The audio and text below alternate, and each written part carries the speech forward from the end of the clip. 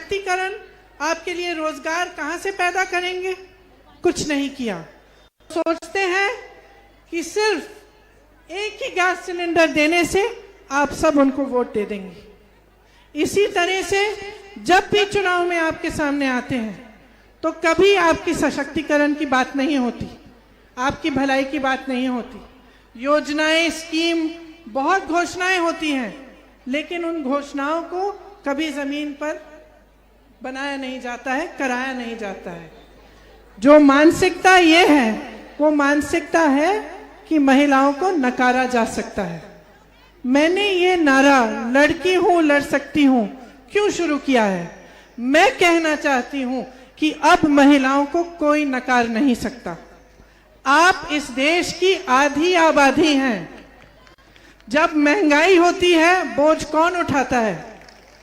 इस समाज का बोझ कौन उठाता है? जब से आप पैदा होती हैं तब से संघर्ष शुरू होता है। पढ़ाई के लिए मेरी गाड़ी में एक लड़की आई मेरे साथ, यहाँ संध्या नाम की लड़की। मैंने भीड़ में देखा, गाड़ी में बिठाया, उसने मुझे बताया कि शिक्षा के लिए उसने संघर्ष करना पड़ा। उसे संघर्ष करना पड़ा अपने परिवार से, समाज के साथ, कि उनको शिक्षा, उनको पढ़ाई करने दें एक स्तर के बाद। उसी तरह से तमाम महिलाएं हैं जो संघर्ष कर रही हैं सिर्फ शिक्षा पाने के लिए। उसके बाद जब शादी होती है, आगे बढ़ती हैं, तो और संघर्ष सामने आते हैं और आपके संघर्ष को पहचानने वाला कोई नहीं है। इसीलिए मैं कहना चाहती हूं कि आप में शक्ति है, उस शक्ति को आप पहचानिए। आपके लिए लड़ने कोई नहीं आ रहा है, आप खुद लड़ेंगी, क्योंकि बहुत हो गया है। बहुत झूठ सह लिए आपने, बहुत घोषणाएं देख ली हैं, और ऐसी सरकारें, ऐसी पार्टियां जो चुनाव के समय 2-3 दिन पहले घोषणा करते हैं, लेकिन 5 साल से सत्ता में रहे हैं। 5 सालों से आंगनवाड़ी बहनों का, आशा बहुओं का वेतन नहीं बढ़ाया, तो आज क्यों बढ़ा रहे हैं? आज क्योंकि आपकी आवाज बुलंद हो गई है, क्योंकि कांग्रेस पार्टी की मानसिकता अलग है। हम चाहते हैं कि आप आगे बढ़ो।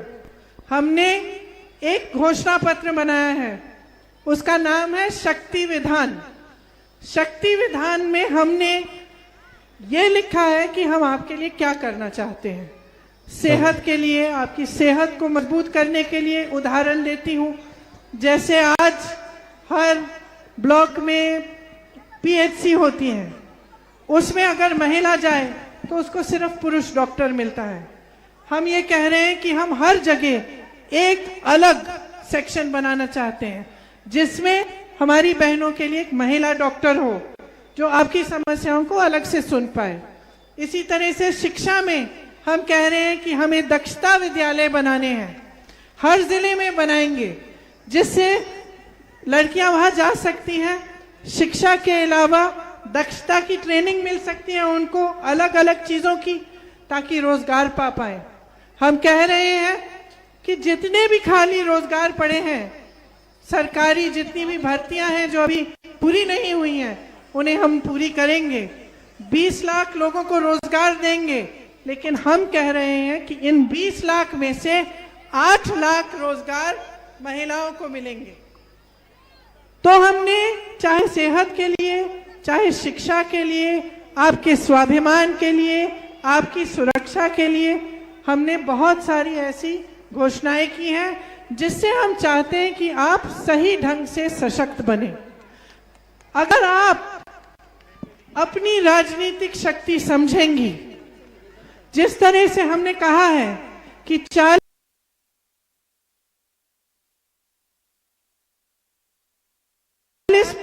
महिलाओं को हम टिकट दें, इसका मतलब क्या है? इसका मतलब है कि आपकी पूरी तरह से राजनीति में भागीदारी होगी। आपकी भागीदारी होने से आपकी शक्ति बढ़ेगी।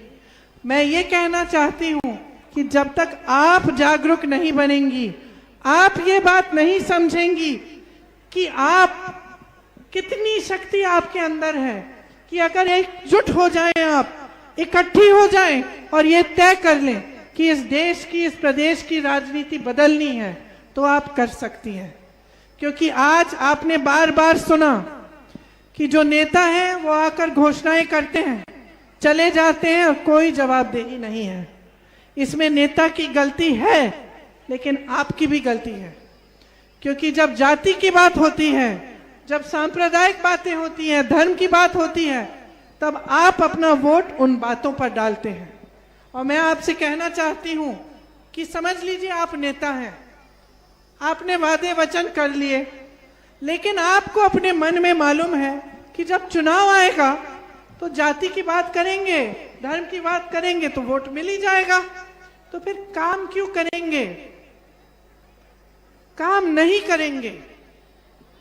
काम तभी करेंगे जब आपको मालूम होगा, जब हर नेता को मालूम होगा कि आपकी गली में आएंगे, अगर आपका विकास नहीं किया है, अगर आपकी गली में बिजली नहीं है, पानी नहीं है, पाठशाला नहीं है, तो दोबारा से वोट नहीं मिलेगा। आप अगर नेता को जवाबदेह नहीं बनाएंगे, उसकी जिम्मेदारी नहीं समझाएंगे, तो इसी तरह की राजनीति चलती रहेगी। बार बार आपको फुसलाया जाएगा, आपको धोखा दिया जाएगा, लेकिन आपके विकास की बात नहीं होगी। आपका भविष्य आपका है, आपकी बेटियों का, आपके बेटों का भविष्य आपके हाथों में है। उसको समझिए, इस बात को गहराई से समझिए। आज ये मौका मिलेगा आपको कि आप चुनाव में ऐसी पार्टी को जिताएं जो आपकी बात कर रही है, जो आपके सामने नकारात्मक बातें नहीं कर रही है, जो आपके सामने सिर्फ सकारात्मक बात कर रही है कि हम आपको कैसे आगे बढ़ाएंगे, आपकी मदद कैसे करेंगे और आपको सशक्त कैसे बनाएंगे। तो सोच समझ के आप आगे बढ़िए, क्योंकि आज जिन परिस्थितियों से हमारा देश गुजर रहा है, आपने देखा है महंगाई कितनी है। मैं अभी एक महिला के घर गई जो कांच की चूड़ियां बनाती है, उसकी जुड़ाई और झलाई करती है। उसने मुझे बताया कि 3 रुपए मिलता है उसको एक तोड़े के लिए। अब आप समझिए कि 3 रुपए उसको मिल रहे हैं, गैस का सिलेंडर इस्तेमाल हो रहा है उसको चूड़ी को गर्म करने के लिए, लेकिन गैस का सिलेंडर 1000 रुपए का आ रहा है, तो वो गुजारा कैसे करेगी? महंगाई इतनी हो गई है कि सरसों का तेल 200 रुपए का है, पेट्रोल डीजल इतना महंगा है कि किसान त्रस्त है। किसानों के लिए ऐसे ऐसे कानून लाए जा रहे हैं जिससे किसान खत्म हो जाएगा। सिर्फ प्रधानमंत्री जी के बड़े बड़े जो उद्योगपति मित्र हैं वही फूलेंगे फलेंगे। जितनी भी सरकारी बड़े बड़े संस्था थे वो सब प्रधानमंत्री जी के उद्योगपति मित्रों को बेचे गए। अब आप समझिए इसका मतलब क्या है। आज आपको आरक्षण मिलता है, जब प्राइवेट नौकरी मिलेगी तो क्या आपको आरक्षण मिलेगा? तो ये आरक्षण को भी खत्म करने का एक तरीका है, और ये इसमें देश की भलाई नहीं है, क्योंकि सबसे ज्यादा रोजगार इन्हीं संस्थाओं से आते हैं।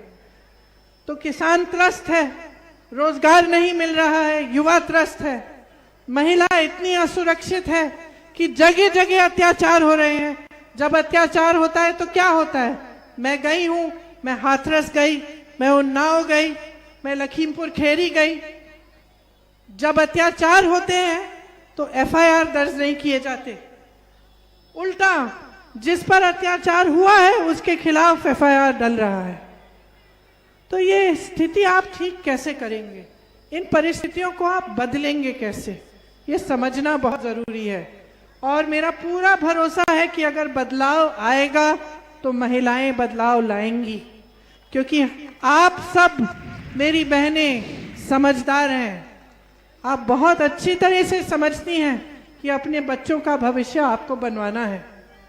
जहां जहां महिलाएं शिक्षित हैं, स्कूल जा रही हैं, तमाम महिलाएं, लड़कियां आके मुझे कहती हैं कि मेरी माँ ने मुझे पढ़ाया, मेरी माँ ने संघर्ष किया, मुझे स्कूल भेजा, क्योंकि आप नहीं चाहते कि आपके बच्चे भी आपकी तरह संघर्ष करें। तो मैं कहना चाहती हूं कि अपनी शक्ति को पहचानो। ये जो नारा है, ये लड़की हूं, लड़ सकती हूं, ये खोखला नारा नहीं है, ये सिर्फ वोटों को लेने का नारा नहीं है। ये नारा है आपको सशक्त करने का, कि आप पहचानो कि आप अब अपना शोषण बर्दाश्त नहीं करोगे। आपको शिक्षा चाहिए, आपको स्वास्थ्य सुविधाएं चाहिए, आपको रोजगार चाहिए, आप अपनी पैरों पे खड़े होना चाहती हैं, आप खेती में काम करती हैं तो आपको सुविधाएं चाहिए। तो इसीलिए इस चुनाव में आप अगर कांग्रेस पार्टी को सशक्त करेंगी तो आप देखेंगी कि महिला सशक्त होगी। और वो छोटी बात है, बड़ी बात यह है कि आप अपने अंदर अपनी शक्ति को पहचानो और महसूस करो। ये मत भूलो कि इस देश के हर घर में महिलाएं हैं, चाहे किसी भी जाति की हो, चाहे किसी भी